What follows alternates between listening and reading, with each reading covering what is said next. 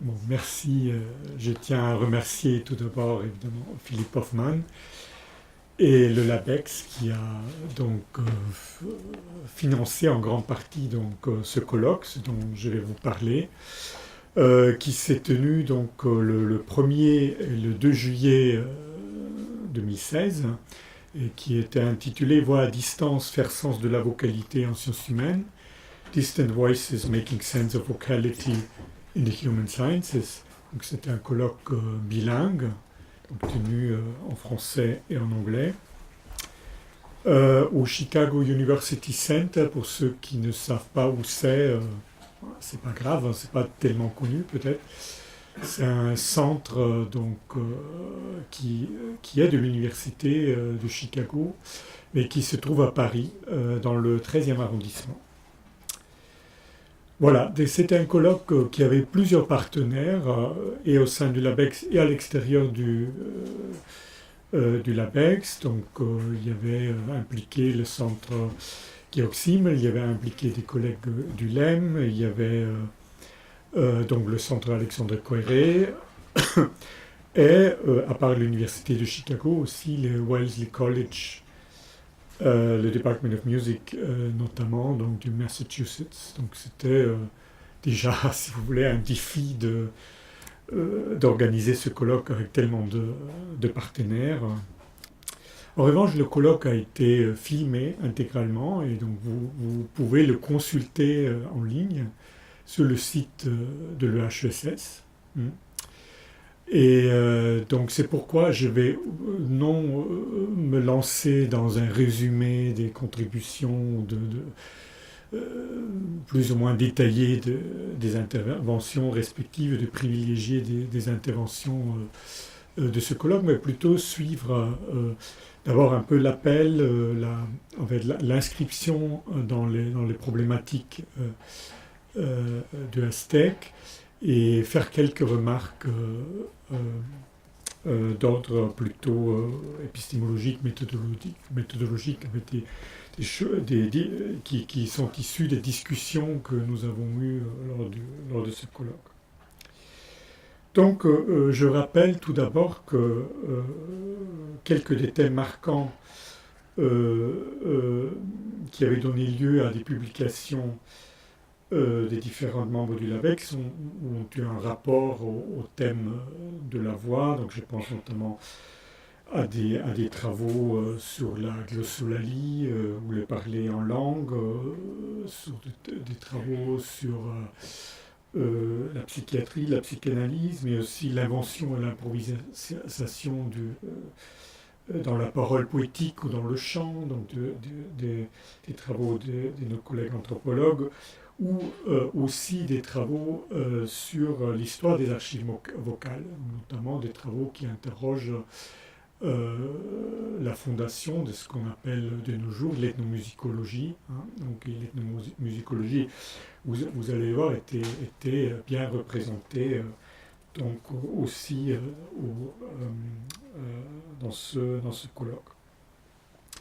Il nous a donc semblé que le thème de la vocalité invitait à un dialogue transdisciplinaire avec des chercheurs venant de l'anthropologie, de l'histoire des religions, des études classiques, de la musicologie, bien évidemment, de l'ethnomusicologie, des études littéraires et aussi de l'histoire des sciences et des techniques. C'était un périmètre assez vaste.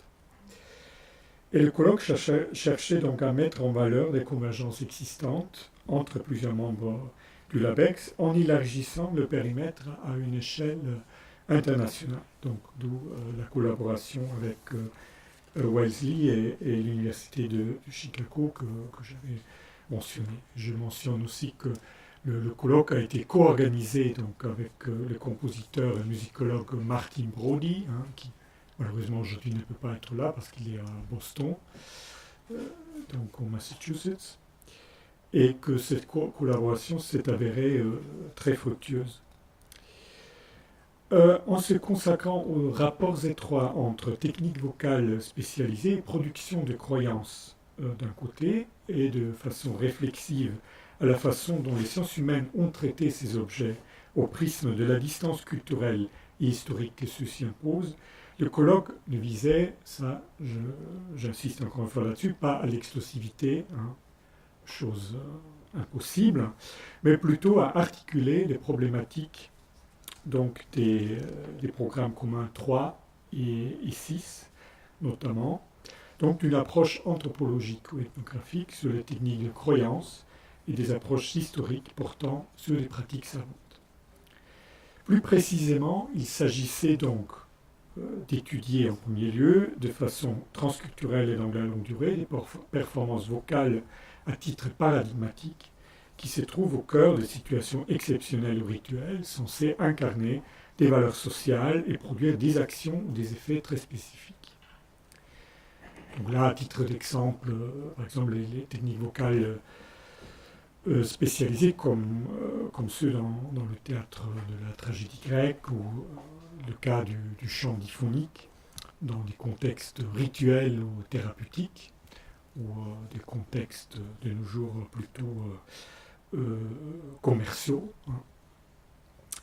Mais aussi des formes de vocalité qui ont été considérées comme des manifestations pathologiques, hein, par les sciences du 19e, hein, par le positivisme psychiatrique, par exemple. Donc, si vous prenez le cas des hallucinations acoustiques, par exemple, ou du parler en langue, donc d'une pathologisation, pourrait-on dire, donc de phénomènes religieux. Force est de constater que ce phénomène vocaux met au défi les disciplines et les savoirs.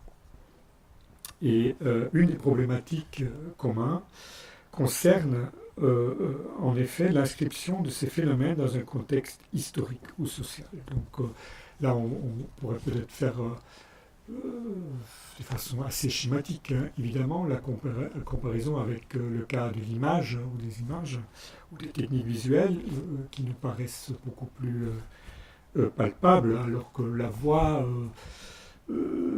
et leurs effets se montrent beaucoup plus polymorphes ou plus plastiques, plus récalcitrants en quelque sorte, dès qu'on cherche à les saisir ou les capter.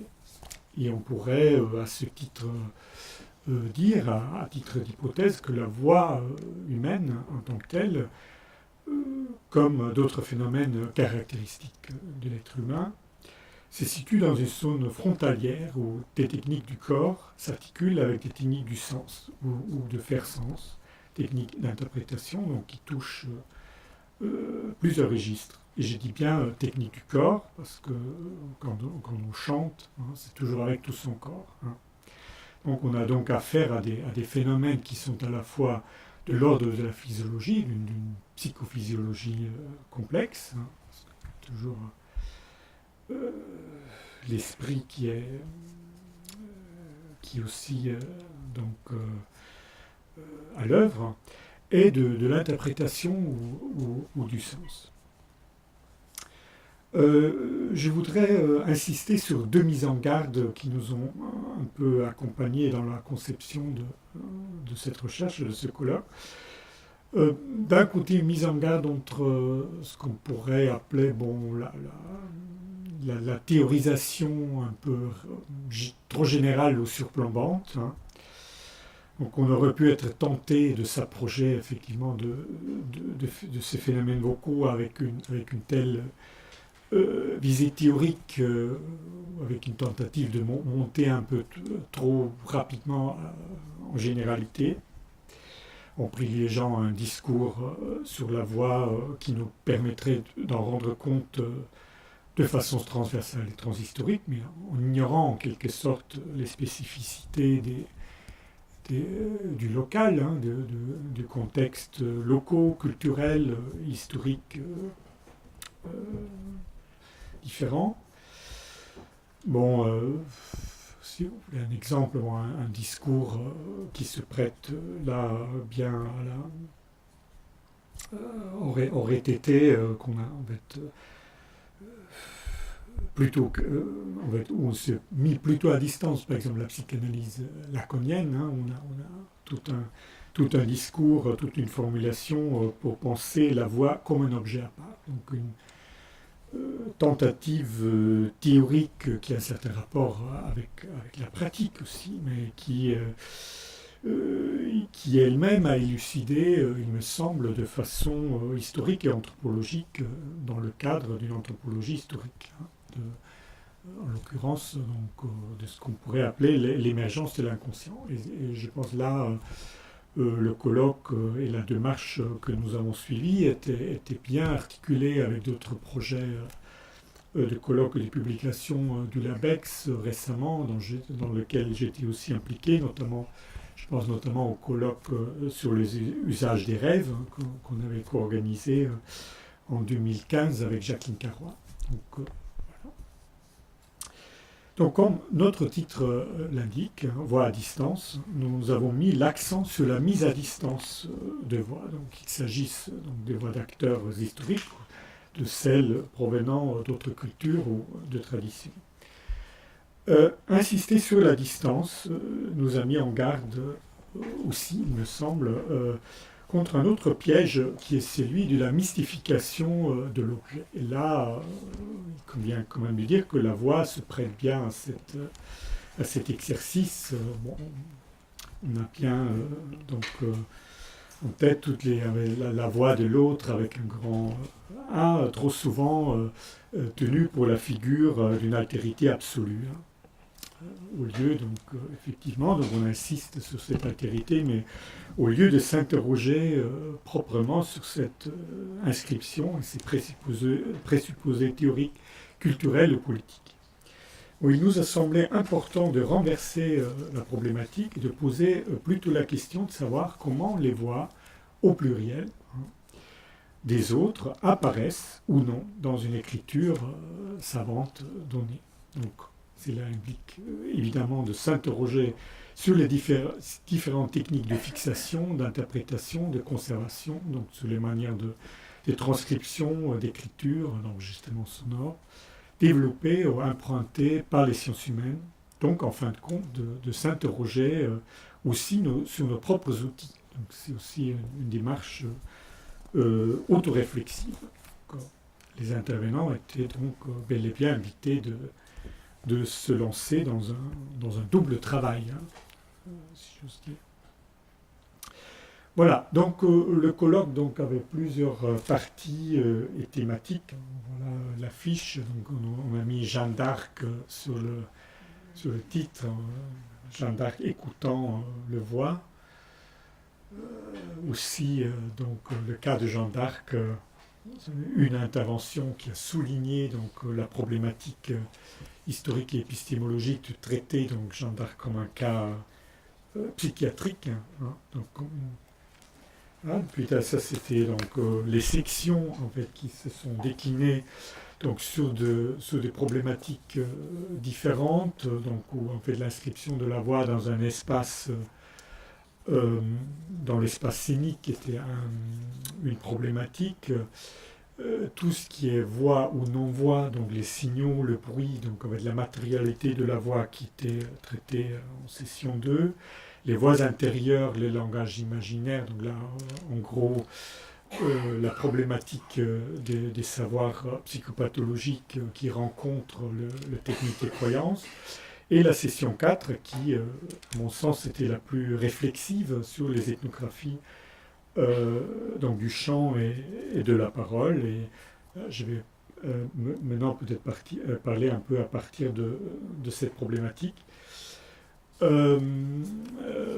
qui, à mon sens, était la plus générale et qui regroupait un peu les réflexions de beaucoup de collègues qui intervenaient, qui se rapportaient à la problématique en soi d'être devant des phénomènes vocaux, des techniques vocales et une description scientifique qui, par force, est une sorte opère un acte de sélection ou de réduction. Donc, pour faire science, les sciences humaines réduisent et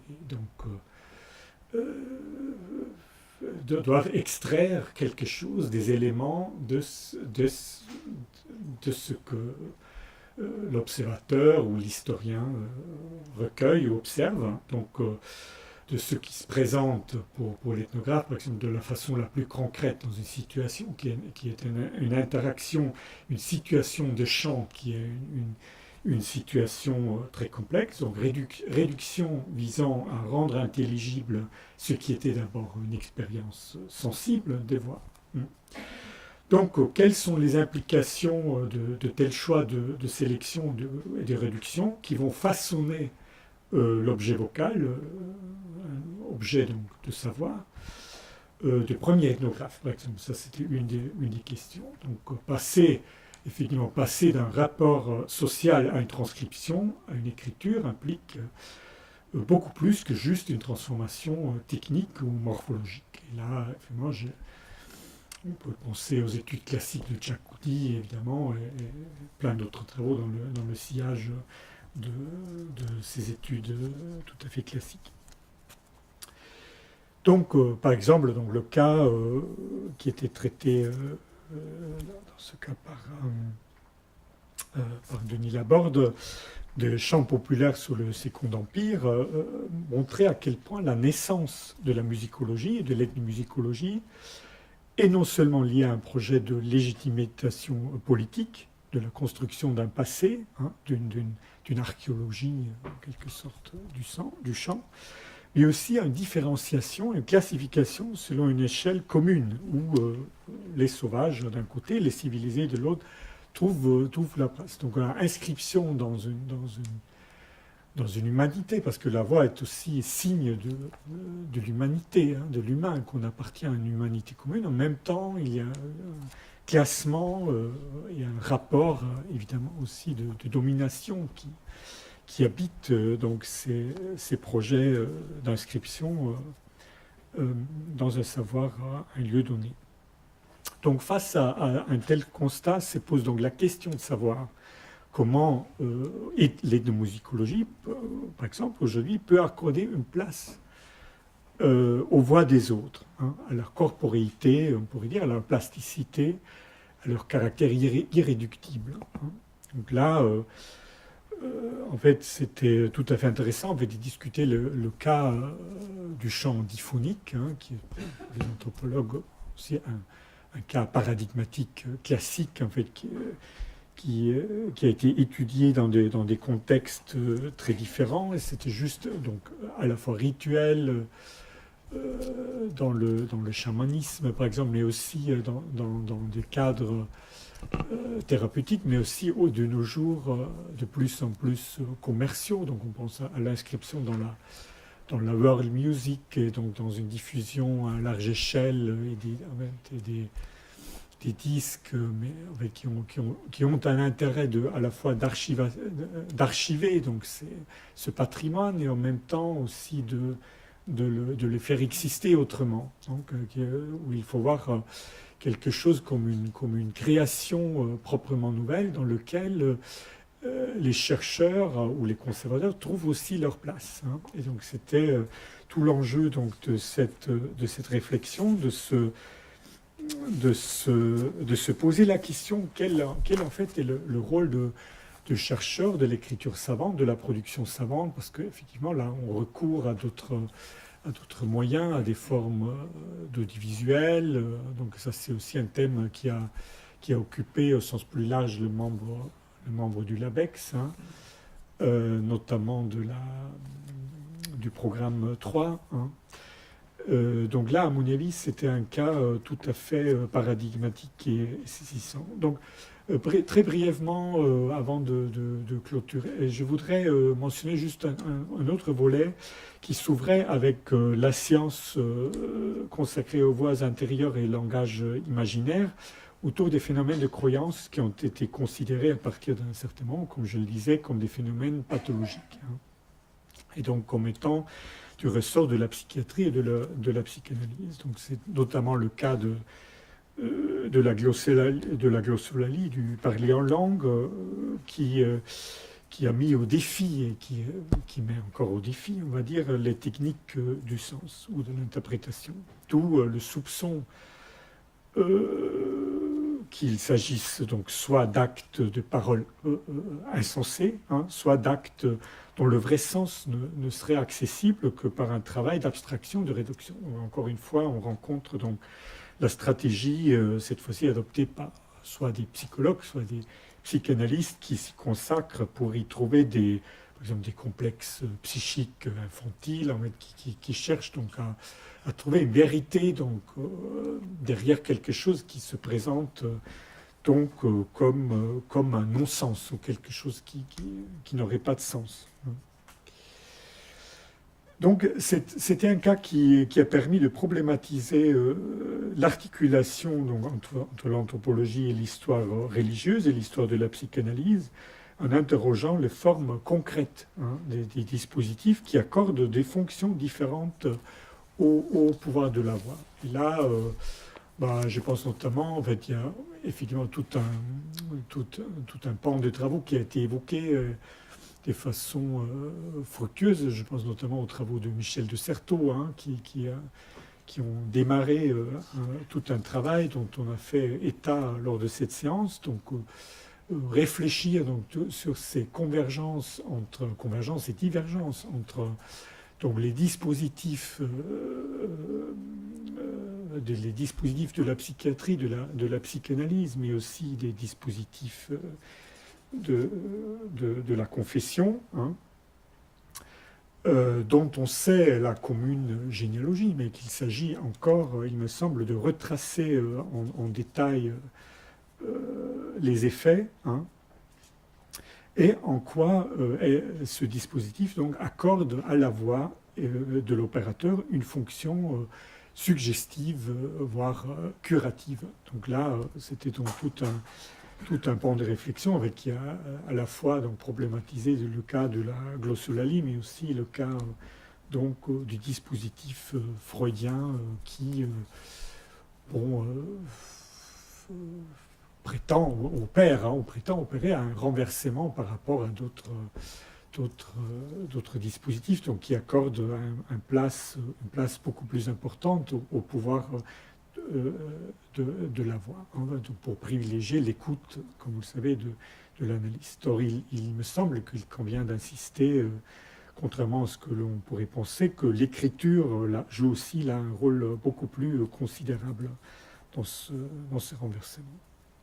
Voilà, pour conclure, donc très brièvement, bon, il me semble donc que le colloque était très fructueux sur le plan donc d'un dialogue amorcé parmi des collègues en fait, qui venaient quand même des traditions parfois, des traditions intellectuelles parfois très éloignées, on va dire, et qui permettait donc de mettre en perspective les forces du LABEX, donc les convergences entre les membres du LABEX, dont j'ai essayé de faire état dans cette présentation, et donc d'aller au-delà un peu des discours qu'on a tenus depuis les années 70, on va dire, 60-70 sur la voix, sur la vocalité, pour l'interroger, donc pour l'inscrire pleinement, donc une anthropologie historique réflexive, donc avec une ouverture à une réflexion nourrie donc par une recherche historique, mais aussi par une réflexion épistémologique. Voilà, et donc si déjà un dialogue, une discussion est amorcée, c'est déjà réussi. Donc il y a un premier résultat qui est, si vous voulez, la mise en ligne, mais qui sera suivi aussi par une publication très probablement en revue, comme la publication d'ouvrages collectifs se présente de façon de plus en plus difficile pour nous. Voilà, donc je vous remercie de votre attention.